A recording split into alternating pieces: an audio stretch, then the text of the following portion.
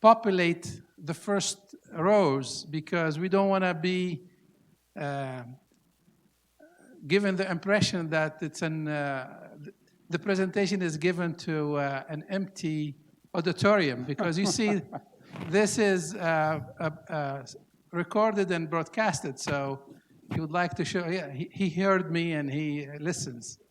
So thank you. Uh, Good morning, and thank you for coming to our research seminar series.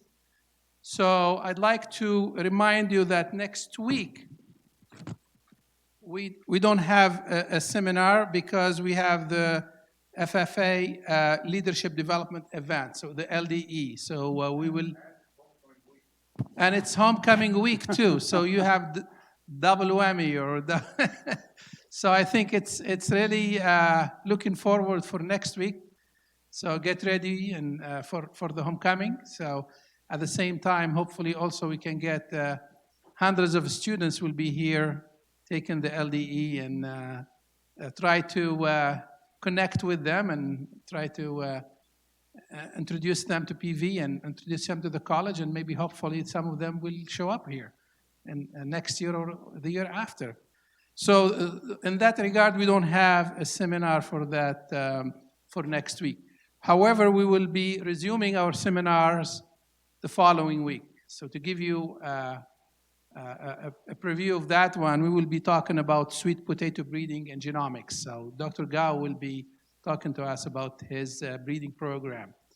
I think I would like also to encourage you if you have some ideas about the seminar for next semester, because we're planning for that right now. So please feel free to send those to me. Also, if you have some ideas about how can we improve on this and how can we make it better, we'll be happy to address your comments. So I think with that, I would like to leave the room for our speakers. I would like to invite Dr. Benhazen to introduce our speakers for today. Thank you, Dr. Ferris, for starting us off. I'm sorry I was running behind a little bit. We had an emergency ICOOC meeting. I had to approve a few things so that the College of Ag program can move forward with its many programs. So we're happy to do that, of course. So it's a pleasure for me to introduce a topic that is now creating a lot of attention in the country and certainly in other parts of the world. As you know, hemp can be grown as a renewable source for raw materials. It's now being incorporated in foods and organic body products, you know, and so on and so forth. So of course, it's now creating a lot of interest as well from an agricultural point of view and from a nutritional point of view, from healthcare, you know, et cetera. And so to tell us more about it, we're pleased to invite Mr. Darrell Davis, who is the former laboratory director of the Drug Enforcement DEA administration South Central Lab in Dallas, Texas. He began his career as a forensic chemist with the DEA in 1979 at the Southwest Lab in San Diego, California.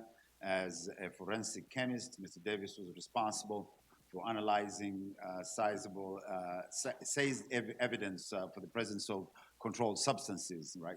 So he's qualified as an expert, witness in several states. He was promoted eventually to supervisory chemist at the Northeast Lab in New York City, New York in 1990, and has worked in this field for very long, and the rest of it is information that you're already familiar on the flyer. But without any further ado, Mr. Davis met with us, those of us who had an interest in research on this topic. We talked to the biology department, the forensic sciences program there, and this eventually led us to this seminar today. So with the ag interest, as well as maybe the forensic folks in biology, the interest we felt would be campus-wide. So I'm pleased to invite Mr. Davis to tell us more about understanding the future of science, a look into the future of cannabis and hemp research. Welcome. Thank you. And good morning, everyone. As always, it's good to be back on campus. As a 1979 graduate, I've always kept my eyes on what was going on with Prairie View. and how I could give back as a alum. As he stated, my background is I've spent 33 years with the Drug Enforcement Administration. 11 years actually on the bench doing drug analysis, another 11 years in middle management, and then I got my dream choice of being a first African-American laboratory director in DEA, and I got my dream choice of the Dallas laboratory, which brings me back home to Texas, being that I'm from Port Arthur, Texas. And so throughout the years of my career, I have spent a lot of time, as you can imagine, dealing with drugs, and I say that with a forked tongue because you got to be careful how you say dealing with drugs these days. But I've seen my share of controlled substances, and I got to admit, to my benefit, I've never thought that I would be here talking about the legalization of marijuana. Once again, that's my background that we've talked about, and why am I here today? In 2010, marijuana became an issue or a topic of this country about legalization. And as I was leaving or retiring from DEA in 2012, the idea was, okay, eventually I think the people of this country is gonna have enough influence to convince the federal government to legalize marijuana. And from a forensic standpoint, I have done my share of analyzing marijuana, hash oil, hash. You can pretty much think about anything that has to do with marijuana. I've probably seen an event and analyzed it. But I never thought the day would come where it would be legally, federally. I look back at my career, my testimony and analysis of marijuana and people, and like I say, I never put people in jail. All I did was provided the scientific proof that what they had was actually a controlled substance, and still is today federally. But as we see and hear that it is moving closer and closer to legalization, I think in my slide presentation you'll see the growing states that have not only legalized it medically, but also for recreational use. As a scientist, I've done my share of research and reading on this particular subject, and I do believe that marijuana does have a medical use. And it is, there is one compound out there that does have a THC in marijuana that makes it legal to use for certain types of illnesses, in particular epilepsy. But the hemp plant is the one that's really causing the great buzz right now, because once again, it's been legalized federally across the board as long as it has less than 0.3 of THC, which is the active ingredient in marijuana. It's called delta-9 hydrocannabinoid, tetrahydrocannabinoid, THC. And that's what the concern is about hemp versus cannabis. There's obviously a lot of terms for marijuana. There's a term classified as part of a cannabis plant that contains more than 0.3% of delta-9 THC, which is the active ingredient in marijuana. When I testified or analyzed it in the laboratory, that's one of the things that, and that's all we did in DEA. We did the qualitative analysis on it. We looked for the cytolytic hairs that's particular for marijuana plant. We then identified the delta-9 with both field tests and also using GC mass spec. Hemp is just another term used in cannabis, but the big definition behind hemp is that it has less than 3% of the THC in the sample. So that lets you know that all hemp plants will and should have some form of THC attached to it. The key and question is, does it meet the legal statute of being less than 0.3%? And there is a humongous issue going on right now with both federal and state law enforcement laboratories. Because in this state probably up until a year ago, I understand, they would arrest people that possibly had the hemp, but they had no way of identifying or verifying that it was less than 0.3.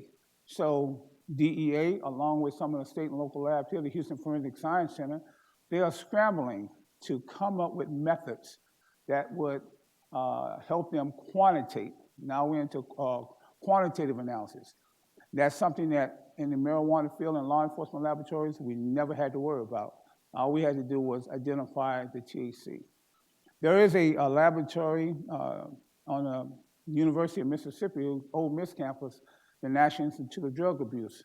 One of the things from a statistical standpoint, for every seizure, when I was with DEA, any seizure over 75 grams of marijuana, we had to send 25 grams to NIDA.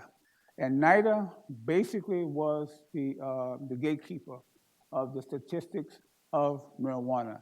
Dr. Osorio was the laboratory director, and I actually got an opportunity to visit that laboratory, and it was amazing. They're sitting out there in open fields, under guard, mind you, growing marijuana.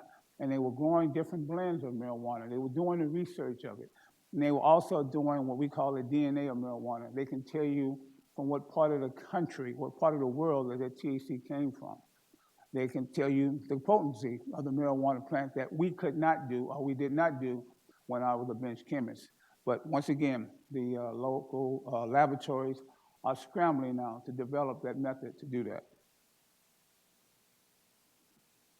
The need for research is one of the reasons why I've been coming back to Prairie View and pitching this idea. It was, I think, about 4 years ago, before I retired, I was talking with one of the professors in chemistry, and I said, with John Williams, and I said, Dr. Williams, what do you think about possibly having research done and growing marijuana on the campus? And you can imagine the first salvo he threw at me was, oh man, I mentioned that to some of the professors, and they just say, oh no, we can't be associated with marijuana. And I kind of chuckled, and in the back of my mind, I said, Dr. Williams, I guarantee you there was marijuana on this campus before I got here in 1975. I can validate it from 75 to 79 that it was here, and I can guarantee you that it's not only here. So we got to get past the negative connotation, because the big picture is marijuana will be legal federally. And I took the stance that once that happens, it becomes an instant health issue.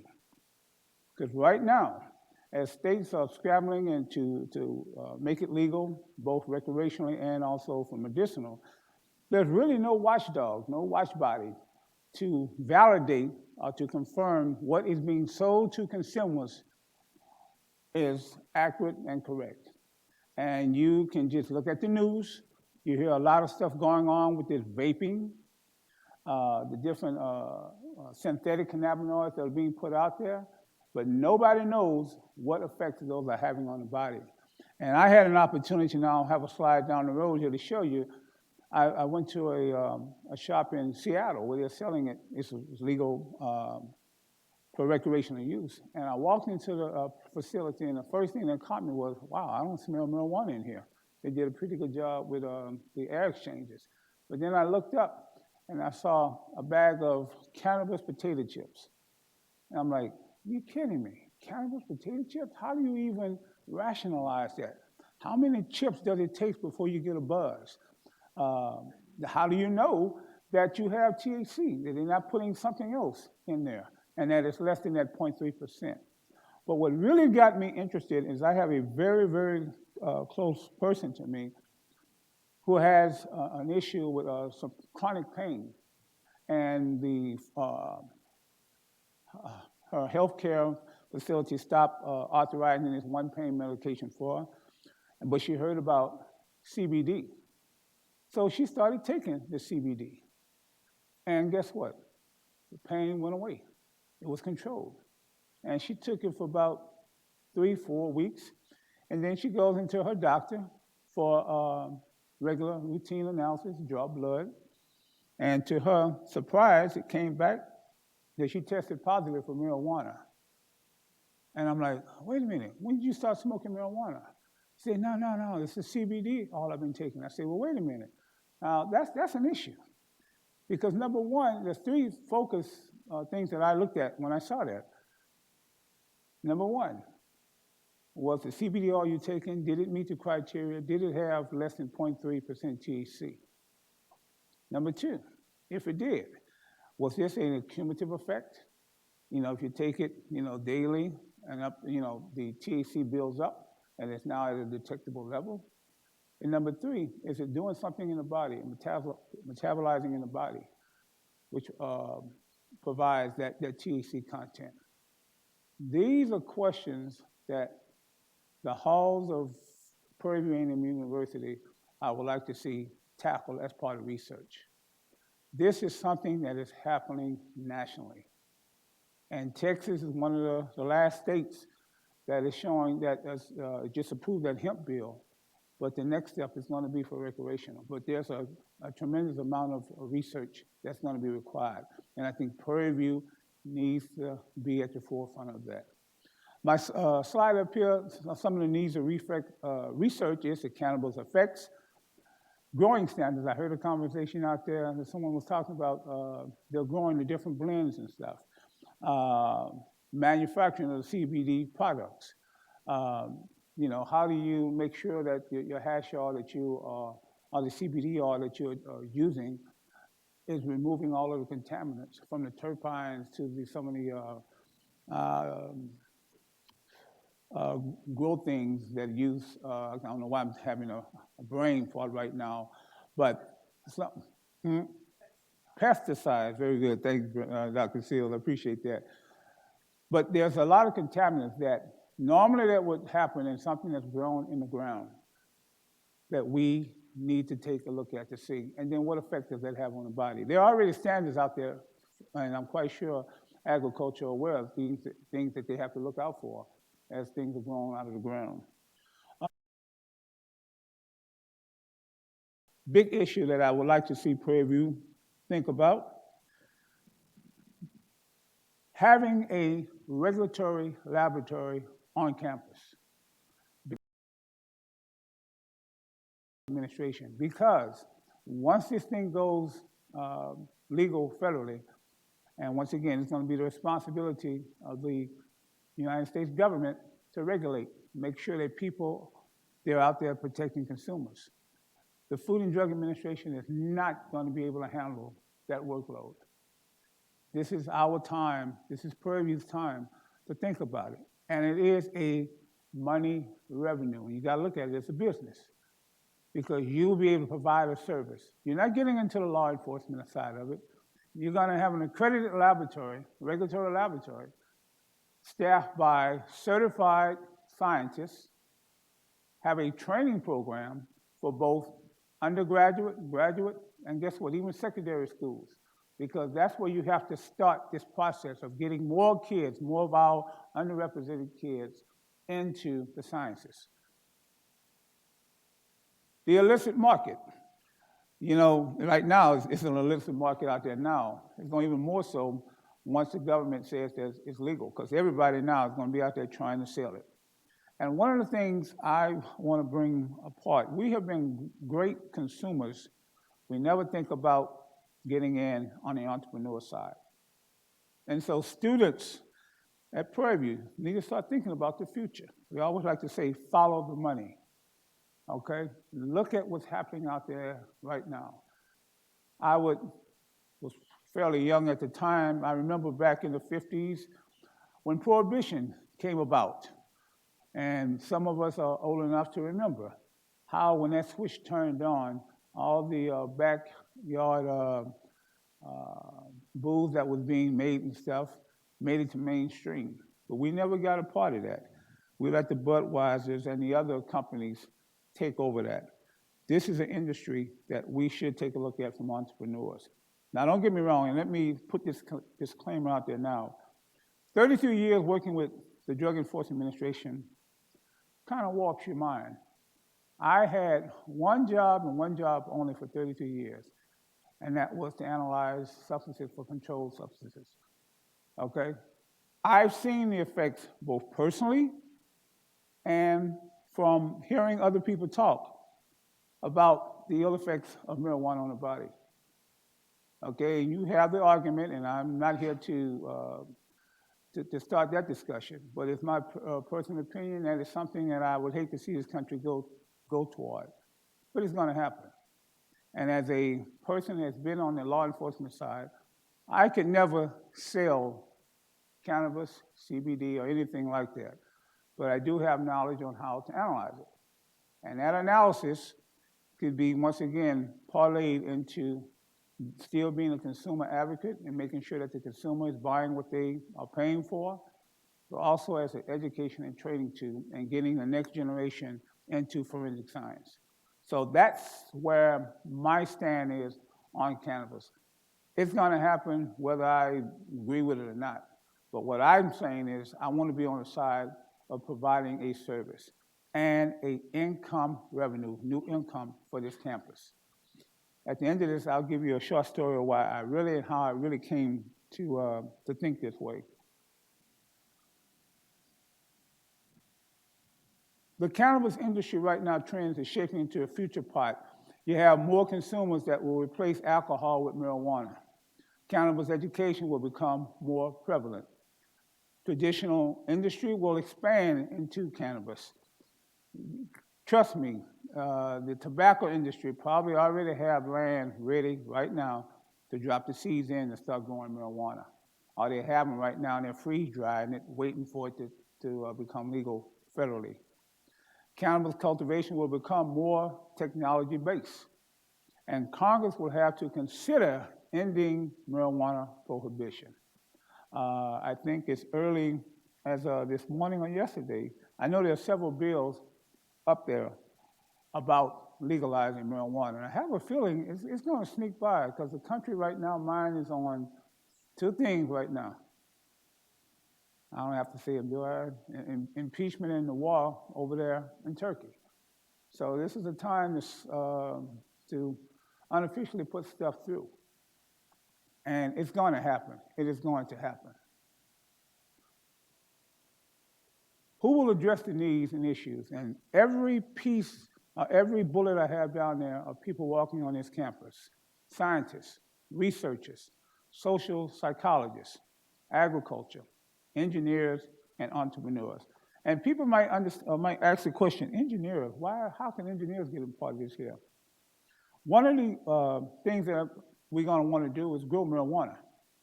And to do that, right now, you're going to have a DEA license because it's still a Schedule I drug. And even if it becomes legal, it still will be a scheduled drug, probably a 2 or 3, because they would have shown that it has medicinal purposes. But you're going to be out there growing marijuana. And there's several ways you can do it, hydroponically inside a warehouse, but also you want to grow it on the ground. Well, one of the security issues that you're going to have to be concerned with is what? Diversion of this plant material. I joke about my days on campus going to school with engineers, and I don't know how many Friday nights or Saturday nights you're looking in the hallway at 2 o'clock in the morning and you saw watermelon all over the place. I said, where's watermelon? Well, engineers was raiding some of the watermelon fields out here. Could you imagine now having a marijuana facility on campus? Yeah, that would be interesting. I know on the campus of Ole Miss, there's a barbed wire gated fence with a big sign up there saying, authorized to use deadly force. And you look up and there's a guard shack with a guy with a shotgun waiting for somebody to come across. And I don't think nobody's made that effort. So you're going to have that same issue here if we want to grow it. And I think we should move forward. But where we can get the School of Engineering is to have this School of Mechanical Engineering. Hey, let's develop some robots. Let's use iRobot to go and cultivate our growth. I know there are some robotics out there now, but once again, this is an opportunity to get on the ground level. What would an iRobot look like? And it's one thing we don't ever have to worry about.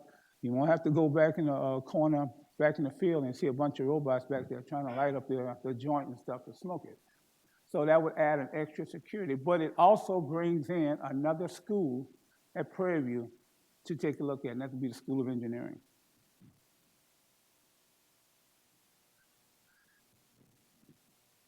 The center that I'm talking about opening up here at Prairie View is going to be the Cannabis Research Training and Regulatory Center of Excellence. And I tried to come up with a nice acronym, and I came up with CARTRICE without the I. So I got that's only a draft and stuff. We might be able to come up with something different. But it will be based here on the campus of Prairie View.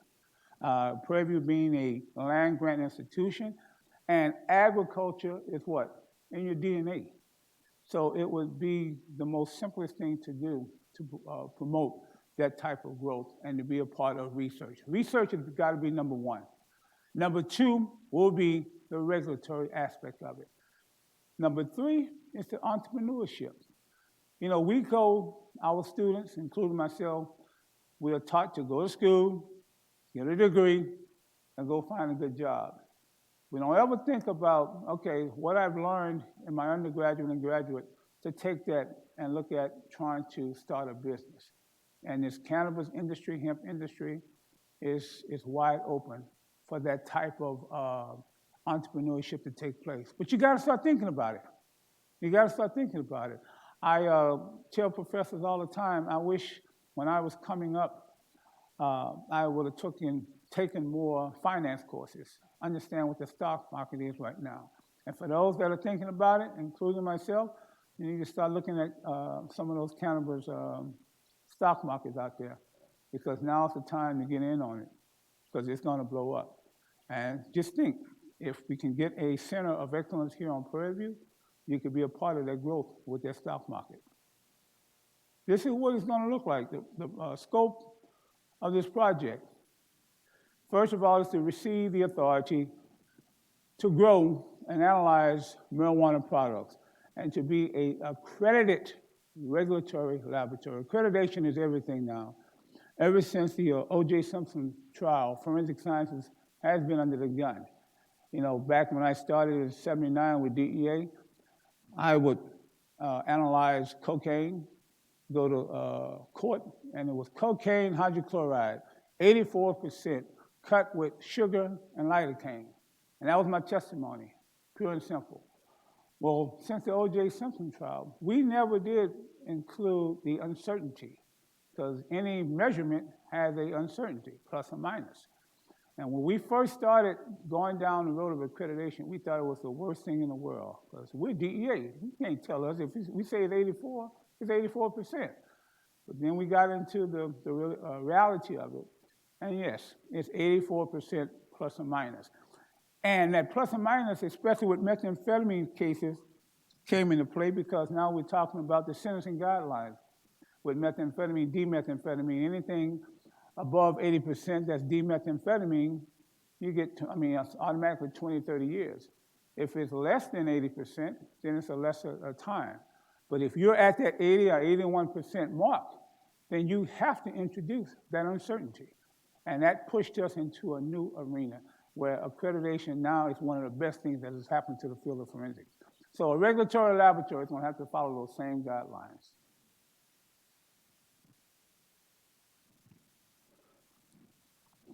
We're going to have to get authorization to grow marijuana, because right now it is a controlled Schedule I drug. And once again, even if it becomes legal, it will still be a controlled substance. And so we will have to get that approval, those licenses to do it, both from the state and from the federal. And once again, this is where we bring in the other departments on this campus to work together to make this project work, because it's not just going to be one department doing this here. And there's enough out there for each department to hang their hat on to eventually make this a center of excellence. And this was me about 2 or 3 years ago when I put this last slide in here, a bullet, about the next 5 years. Well, I can cut that down probably within the next 2 years. Definitely the next administration is going to have to deal with this. And once again, they're going to succumb to the pressure of their constituents that this will be something that's legal. there is a whole slate of needs that's going to be needed for professional cannabis testing laboratories. Once again, staffing, engineering, scientists, biologists, chemists, engineers, even the School of Business, for the simple fact that we're trying to start a program. Now remember, this laboratory, this Center of Excellence, is going to be a profit-making organization for this campus. So why not make it a capstone project, and let's start from ground one with market research, to show that this is something that's not only educationally going to be good for this university, but also it's going to be a moneymaker. Okay, so I know I got to talk to different people as it pertains to this project. You got to cover all bases: research, regulatory, training, and profit making. And like I said, you're also providing a service to this country, to the consumers.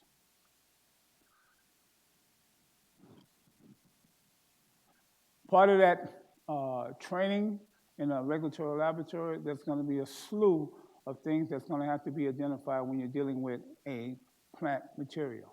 And it will cross all sections of science, from biology, chemistry, to agriculture, to even physics. And we have to be prepared for it. And now is the time to do it. Now is the time for an HBCU, a minority-serving institution, to get a part of this marijuana and cannabis issue. Currently, legalization on the marijuana, as you can see, we have 30 states that have made it legal for medical use. You have 16 that's made it legal for CBD. And the last one, 9, to include the District of DC, that makes it legal recreationally. And it's growing. It is growing. Look back at the state of Texas, it's in the light green. So we are legal, we know that we're legal to sell a CBD oil. But once again, where's the regulatory body? Who's watching to make sure that the CBD that's being sold? And they have guidelines that they have to follow. But once again, at the federal level, nobody's looking at that. Chart of the week. This talks about the money that's being made as of today with expectations of 2020. We're talking billions of dollars. And let me tell you, that number is low. Why is it low? Because right now the cannabis industry has to deal with cash and carry. Because marijuana, Schedule I drug, is illegal federally, they can't put money into federal banks. That would be looked at as money laundering. So a lot of the money that you see up there, that's all based on people telling you they're reporting the cash that they have. Wink, wink. That's the cash that they're reporting. But because it's cash, there's really no accurate way to determine if they really are making that kind of money. But I can guarantee you those numbers are low. They are low. Look at it, we're talking billions, and this is an industry that started taking off when? 2013. So what, 5 years, 6 years? Look where it's now, look where it is. And the potential, once it goes legal, is only gonna get more. Now, a lot of us, when we went to school, it was about follow the money, follow the chart, follow the chart. For those that are interested in making that money and making it legally. It is a new industry. Once again, I have to put my personal beliefs aside. And once again, if it's legal, it'd be no more than growing corn, other than you can't put corn in a cigarette and smoke it up. But it's going to be legal. Let's get on top of it. Let's get on top of it. And to my knowledge, it's not many, if any, HBCUs. I know that Southern has a relationship with LSU to grow marijuana on their campus, but guess what? They're not the ones growing it. They're contracted out. An outside entity is going and growing it on their campus. Well, I say that's lousy. We should do that for ourselves. Cut the middleman out. We can do that ourselves. Okay? This last one is, I mentioned to this earlier, Look at the stock market. Look at what's happening. And this is the top marijuana cannabis stocks to watch. And I'm just talking to Dr. Seals on the way up here. Yeah, I need to give my Merrill Lynch guy a call. We need to start looking at some stock in marijuana because it is the future. You talk about, well, what kind of products are we talking about analyzing? Take a look at this slide. This is only the beginning. From topical creams, they're already out there. They're already out there doing this. And they're doing it under disguise that, we have someone that's actually selling us stuff that we got a label on it saying how much is in there. But do we really know who's watching the hen house at this time? But look at just some of the products that they're looking at. Cosmetics. This is the one, the next one, that's the CBD oils. I actually have a very close friend of the family that she swears by this cannabis cream that they're putting that they make your pain go away and stuff. It may be true. I'm just not there yet to try it on myself. But once again, the reality of it, people, whether it's mental or it's actually having a medicinal use, people are using it and they're raving that it's doing good. Conversation, we came up here, Florida is going real big right now because a lot of baby boomers, that would include my age group, everybody's looking for the fountain of youth. And so they are real heavy into the cannabis because they're looking for something to, once again, slow the aging process down and make them feel good, by the way. And back in the day, they probably did smoke marijuana. All of a sudden, they got grown up and got jobs where they couldn't, so they're responsible. Now they're retiring, guess what? Hey, I'm ready to go back to the good old days. And once again, they're looking at this as being some type of youth for them. This is the best one of them all. How many bites of a brownie does it take before I get a buzz off of it with cannabis? And this has been around for years. But it is an issue because the research has not been done to tell you how many bites you take before you get a buzz off of your cannabis product. And once you get a buzz, what happens? What do? Think about driving. Right now, driving under the influence is huge now. Because as we know with alcohol, we can test someone and right there on the spot to see if they're under the influence. But when it comes to cannabis, especially if it's something that's an edible, how do you test that? Research, brand new to do. Biology. This is really big for the biology department and chemistry department because there's a lot of clinical studies that needs to be done. But I got to admit, though, that brownie looks pretty good with the leaf on it and stuff. And this is what I saw. This next slide was when I went to Seattle, Washington. I think the name of the place was Uncle Icky's. And now me being a former DEA person, I always saying, okay, this is a setup. I guarantee you DEA probably got cameras all around here looking to see who goes in and taking photos. And that's just my background in DEA. But you walk into this store, and I was just amazed at the different products that can possibly have the marijuana CBD. And the question is this: is any of this under 3.3% THC? How do you know? A regulatory laboratory on this campus can do that. And we're just talking about in the state of Texas. We're not even going across the borders yet. But there's labs popping up all over the place. And Texas is heading that way. But we want that laboratory here on the campus of Prairie View. University stakeholders. Who's going to have a part?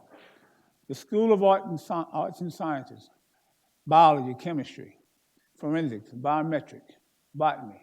All those are going to have to take place to have this type of laboratory.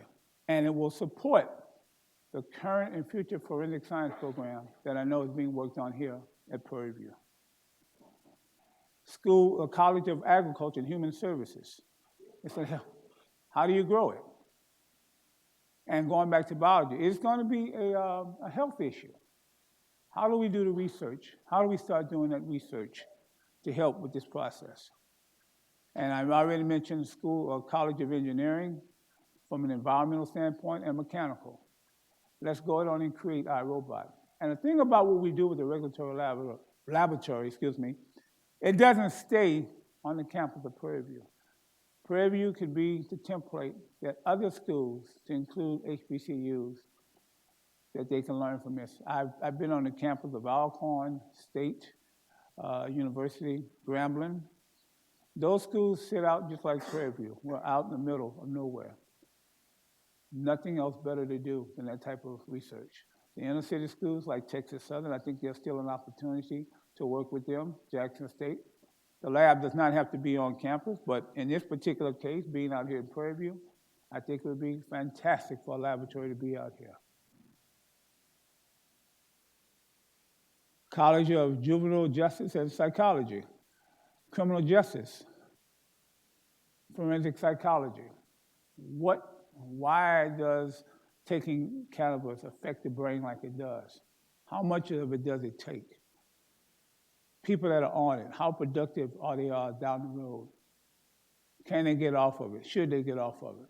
Once again, all research opportunities. And when I say research, I'm also talking research dollars. National Science Foundation, NIH, they are looking for these types of research opportunities to go to universities to come up with an answer. And I mentioned already the School of Business. Hey, we're starting it from ground zero. Let's create a capstone project to make this a successful business, to do our market research, to find out how do we sustain it. Do we need money from the state of Texas? Our good friends down the street, Texas A&M. How do they play into this here? And how can we keep ourselves separate but equal into the research dollars and stuff? I put this slide up. The horse is already out of the barn, and she ain't coming back. So we need to be proactive and start planning to do something to address this issue. And I bring, just to let you know what's happening across the country. Who would have ever thought you can go and get a degree in marijuana? But it's reality. They've been proactive. They see that there is a need out there. Universities are taking notice. I went and did my search. I didn't see many HBCUs or other underserving universities. Not saying that they're not out there, but this is what I found, that they are actually changing the course of curriculum as we speak. And let's see if I have my internet access.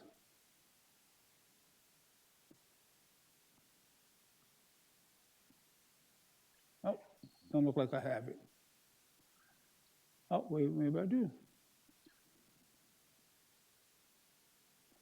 A little bit slower. There we go. UCLA, just this past September, they put on a seminar, a set of seminars, talking about the cannabis and marijuana issue. Once again, last month. This is hot, and as you know, UCLA is a major university. But what I would like to do, and I'll send this out and let everybody take a look at it, they have several 40-minute videos that discusses different topics. The state of cannabis in California, cannabis and cannabinoids in oncology, looks like. Hemp goes federal legal research. Cannabis constituents as novel. I mean, it's just a plethora of cannabis and the impact of athletics. With our athletes now that it's legal statewide to take it, is it considered an enhancing drug? And if it is, then our kids are in trouble. But yet and still, it's something that's legal at the state level and will be federally. How do we react to that? So if you get an opportunity, take a look at some of these videos. They're all YouTube. I'll make sure that I send this out to her.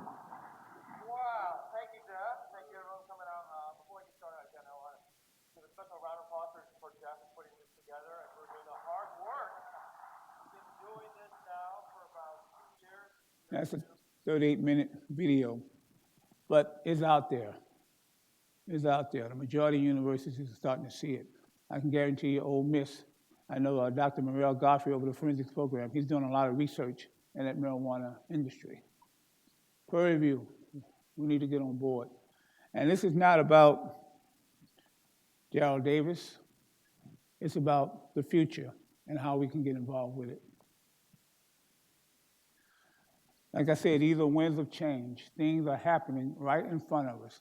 And we're either gonna sit back and take a look at it, or we're gonna actually try to be a part of it and be a solution. Where do we go from here?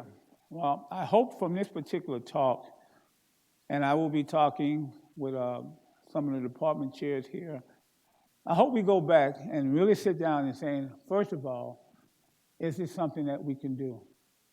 Number one, not only can we do it, should we do it? And then how do we as a university work together? Each of you brings certain skill sets that can make this center of excellence a reality. And that's what I'm looking to see to happen at Prairie View. Agriculture, chemistry, biology, engineering, juvenile forensics, and the School of Business. Everybody could benefit from this project if we get together and work. And eventually, we got to get up to the president and get her to sign off on this and convince her that this is something that this university can take it to the next level and should take it to the next level.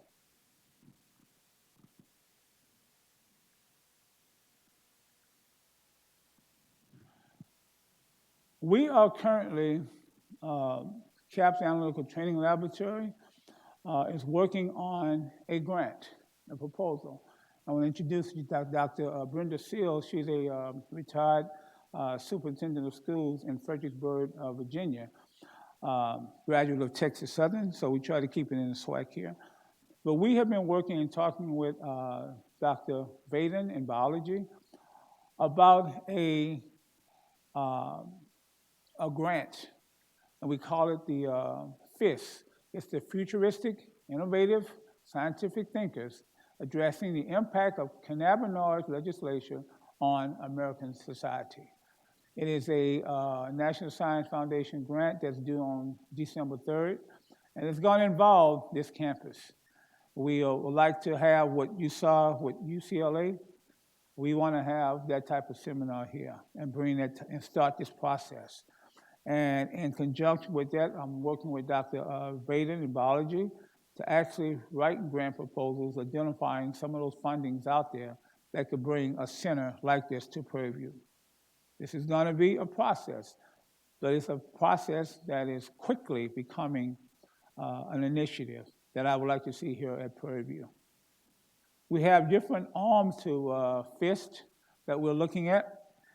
We're eventually looking at providing a cannabis certificate for our students as they take certain courses to get them to that. That's going to include psychology and sociology, healthcare, business, public policy, computer technology, engineering, agriculture, biology, psychology, and chemistry. Once again, look at all the different schools. There's enough out there for everybody to get and make their department grow. And at the end of the day, this university will grow because of this partnership. It's just amazing what's going on out there and how we could bring this to Prairie View. And I'm gonna tell you my challenge and how I got here. I mentioned to you earlier. Many of you, and it was on HBO last year, they call it these money games. And Prairie View got involved in one, last year, 2 years ago, where we go and play Division I schools in football. Okay, these are programs that have the money, they have the athletes, they have the student body. And so they always play these Division I AA schools beginning of the year. And basically, it's a scrimmage for them. And we talked about, and I'll never forget the Texas A&M game where we said that we hadn't played Texas A&M 75 years. Why are we playing them now? Well, once again, They need to get their athletes ready. So they play smaller division schools. Oh, we'll give y'all, some money. And a lot of time this money is probably is the whole budget of the athletic department. But we go out there and we get humiliated. And I think the score that year with Texas A&M was 75-0 or 67-0. And I don't know how I could stand in front of a group of young men that I'm trying to coach to learn how to win and, give it your all, knowing that, we are outplayed. I ain't gonna say outclassed, but they're bigger, they're stronger, they're faster than us.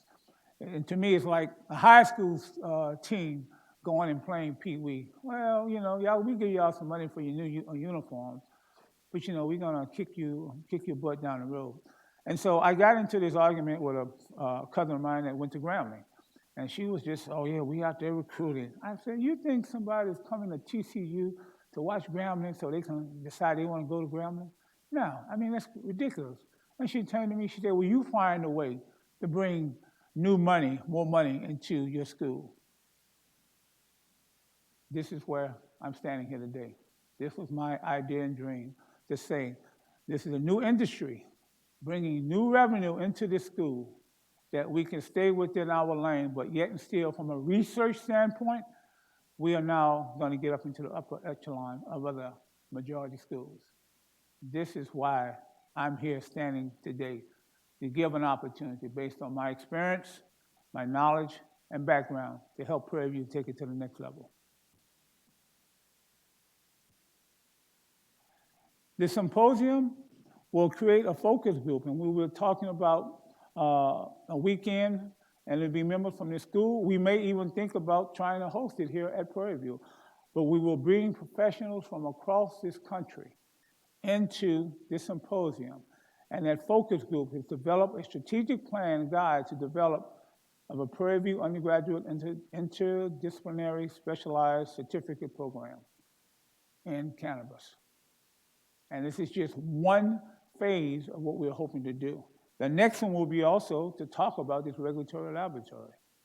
What will it take? I have people, former DEA diversion officers who waiting for me to call and say, hey, okay, Prairie View is ready to go move forward. Help us get through the process of getting licensed with DEA and with the state. I have and know people that have the ability to come and help us get on this board, get on this bandwagon. And this is my passion for this campus, for these different schools and departments here, is to bring back something that I learned back in 1975 to 79 as a chemistry major. Yeah, it took me a while. I had to learn some stuff, but that was all the training, and that was all the purpose of the training, to bring it back home.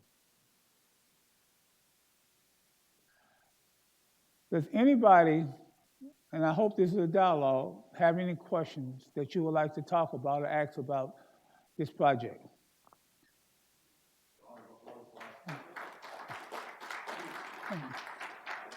Thank you, sir. Open to question and answers. Dean, College of Ag, any comments on this whole thing? Love to hear from you. Well, way to put me on the spot. No, but this has been really great. I applaud you for your vision, for giving some structure to this whole thing, and from my perspective, I'm very open to anything that has educational outcomes, research outcomes, academic outcomes, and at the end of the day, advances our land grant mission. To me, as the Dean of the College of Agriculture and Human Sciences, and also Director of Land Grant Programs, land grant values are something that we cherish and hold close to our minds and our hearts.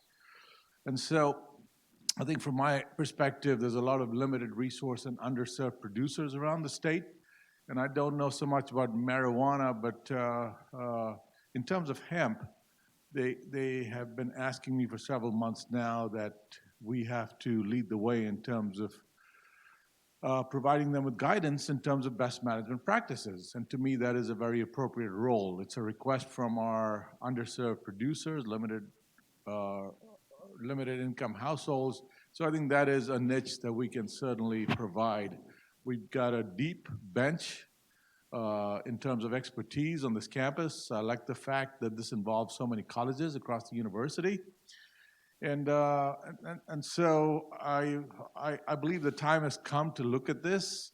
It will be controversial, and we have to tread carefully as a public land-grant university. But at the end of the day, asking these questions and doing the research and educating the public, I think, is an important service we can provide. So I applaud you very much for your vision and your structure. And most of all, I think you being a DEA expert, I like the fact that it's got that compliance aspect to it, and that someone like you will be leading the way. So I don't mind getting on board with this, with the right discussion and the right partnerships. So I'm very much in favor to the extent that it is done with some structure and some guidance and involvement of the leadership, the higher leadership at the university. So good job. you. Thank you so much. Thank you again. So other questions, comments, feedback? Yes, Dean Kudus? Enjoyed the presentation, thank you. Thank you. Welcome. Gerard did not mention that we have been in conversations about a potential investor in hemp. We had a meeting the other day, conference call meeting. So as you say that this is something big that's coming, this is interdisciplinary, many different disciplines, many different colleges can be engaged in it, so that's all good. I'm also an economist. I had posted about one of the grants. There was a grant on kickback. You know, however, Mr. Khalid, you had the sales, and then you had a bigger part of that same part. That seems like a big multiplier. Let's see.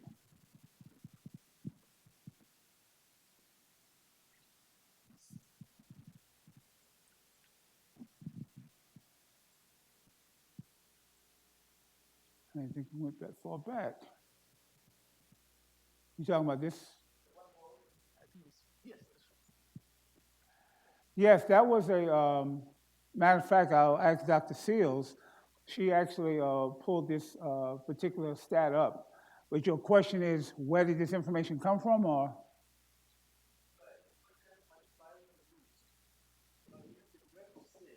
Uh-huh. Shaded areas, is I guess the impact. Yeah, come on. There you go. As you can see from the subscript at the bottom, this was 2016. So based on what was occurring nationally and by states in the approval in 2016 and what was anticipated to come, that's where we were. Now, theoretically, I read some data from a business journal that in 2018, as you know, Canada, the whole country of Canada, is 100% recreational and medical. You add Canada in addition to the 9 states that we have that are for medical and recreation, and then the states that are doing medical only, which makes it legal to sell and grow. In 2018, it was a $53 billion enterprise. So to discuss the projection here, if you see the darker yellow, that's the economic impact based on just the stores. And as Mr. Davis was saying, because of the FDIC regulations that if you put money that's related to marijuana into state banks that are regulated by FDIC, then the problem that you're going to get is your money laundering. So this is based on cash sales, state and alternative methods that people are putting their money in other than putting it, in digging a hole and putting it under a tree or something like that. So if you look at that dark gold, that's the stores for the example that he gave. The lighter gold is the impact of your store sales, your dispensary, and those kinds of things. Right now, you have 30 labs throughout the United States that are dealing with just regulations, but you have hundreds of companies that are flocking up that are dealing with the various products. There's a restaurant in California that you can go in, for example. You pay a flat $100 fee to go into the restaurant, and everything that you eat and drink in that restaurant has products of marijuana. So I can imagine what happens when the people leave the restaurant, but those are the kind of industries that are occurring, just to name a few. Did I answer your question? I also yesterday was on a webinar that was put on, I'm trying to think who it was, but they were talking about the regulatory side of it. And they gave one illustration. They went to do an audit of his laboratory, and they saw a bunch of green capsules in a box that didn't have any labels or whatever, and found out that it was somebody they made a side deal with, that they were selling it, and they actually had to stop right then and there and destroy it. But that's what's also happening in this industry now. You got a lot of stuff that's not being marketed or not being captured, and that's where those numbers in that light color will go up, but we just don't know. Yes.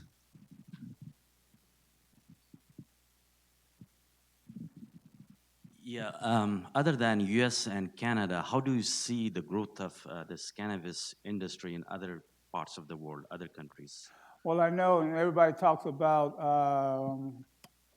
the Netherlands. I mean, not only marijuana, but other drugs have been legalized. Oh, it's probably taking off in some other countries. I haven't looked at that type of data, but U.S. is always kind of slow because we want to show that we're above everything else. But they look at drugs by legalizing them. They say that it keeps down the illicit trade, and that's why we have such a big issue right now with the fentanyls. Because right now, all you have to do is get on the internet to China, tell them you have this compound you want to make and you want to add an extra methyl group on it to make it legal, and you'll get it shipped over here right now. So I think we are catching up with the times, but if I had to make an educated guess, I think that the other countries are far advanced in what we're doing. We may have time for maybe one more question. VP for Research would like to comment, please? Yes. No, just a question, no comment as a VP Research, just a plain question. What's the current status on the regulatory labs in Texas, or especially in the Houston area? It's one of the larger cities in the state. So how are those being handled at this current situation right now? I know Dr. Stout. I am a technical advisor to the Houston Forensic Science Center, and I was just with him last week, and he made the comment about this legalization is going to really impact them because their backlogs are going to go up the roof because they just don't have enough chemists, laboratory space, evidence vault space to handle all the influx that's going to come in once that switch is turned. And this is, once again, another opportunity for Prairie View because that's right in our backyard. It's a pipeline for our students to be able to go there and work for them, to be trained here and with them. And I will have Dr. Stout in the future come to Prairie View and make a presentation on what's going on. But it's a big issue. It's not only in Houston, but like I said, the state of Texas. From the federal level, I have lunch with my DEA lab director in Dallas, and they are scrambling to come up with those methods so they can quantitate and be in line. But right now, it's helter-skelter right now. And that's just the federal and state. I don't know too many private laboratories that's approaching this here, but I'm quite sure they're out there. And that's why it's important for Prairie View to create this center to be a part of that. We have to wrap this up. So we are at that time of the day. Thank you for coming. Thank you again to our speaker. A round of applause. announcement next week's seminar. Dr. Ferris, you want to say anything about next week? Okay. All right. Thank you again. Have a Thank you wonderful all. rest of the day.